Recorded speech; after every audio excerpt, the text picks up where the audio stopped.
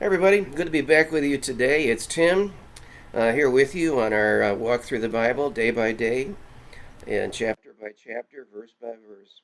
Our reading for today was in Genesis 37, 38, and 39. Maybe you've noticed this begins a whole new section in the book of Genesis. You can very simply outline the whole book in this way. The first 11 chapters of Genesis tell the story of the four major events. There's creation, there's the fall, the flood, and then the Tower of Babel. And then the rest of the book of Genesis focuses on the story of four significant men: Abraham, Isaac, Jacob, and then Joseph. And of course, Joseph gets the most press in the book of Genesis. And we have more to say about him. But maybe you noticed that in our reading today that there's this parenthesis of sorts in chapter 38. Maybe you wondered, why did God even put that in the Bible? Story of Judah and how he had three sons. They grew up, and his older son married a lady named Tamar. But the Bible says he was wicked, and God slew him. And so, as the custom was, his um, second son married Tamar. No, God, he was wicked, and God slew him. And Judah seemed to be was thinking to himself, "This lady is bad news. I'm not sure I want my third son to marry her also." And so he just put her off.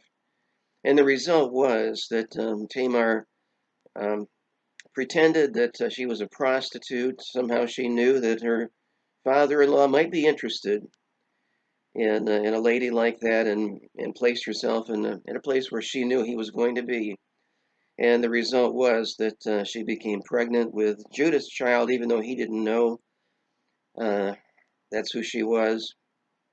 But when he heard that his daughter-in-law prostituted herself, he was so righteous and angry, and he said, "Bring her out and let her be burned. We're going to execute her for being so terrible." But then Tamar brought out the tokens that Judah had given her at the time, and he had to admit, "Now those are mine," and he was repentant. And the end of that part of the story is Judah admits, that I'm worse than you are. And the result was twins were born. One of those twins was Perez. But you wonder what chance do these two kids have growing up in a family like that? You talk about dysfunctional families. Their parents were not married, and they're not only not married, they didn't even like each other. They're just two fornicators who each one trying to take advantage of the other. And that's the home that Perez grew up in. As the story continues, we know that he went to Egypt with Judah and the rest of the family, and Propman died there, we assume. But Perez became a godly man as he grew up and had a very large and prosperous family. Perez was the kind of man that people looked up to. Even after he died, people admired and looked up to Perez. How do I know that? Well, it's because I've read Ruth, chapter 4. The end of the story of Ruth is a great picture, and Ruth and Boaz are married, and the whole town is excited about it, and they want to give this couple a special blessing as they start out on their new adventure in marriage. And the blessing that they gave them, out of all the blessings that they could choose, and out of all the people they could turn to, their blessing was, may God make your house like the house of Perez. Hundreds of years later, they admired Perez that much. And of course, before long, they were expecting their first child, and who became the grandfather of King David. But it's even better than that, because centuries forward, when you read the Gospel of Matthew in chapter 1, it begins with this genealogy. It's a list of all the ancestors of Jesus Christ. And in that list of ancestors, there are only four women who are listed.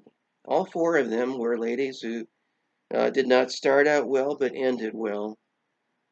and one of them was Tamar. You see, God took this child who didn't have a chance and completely changed the ending of that story.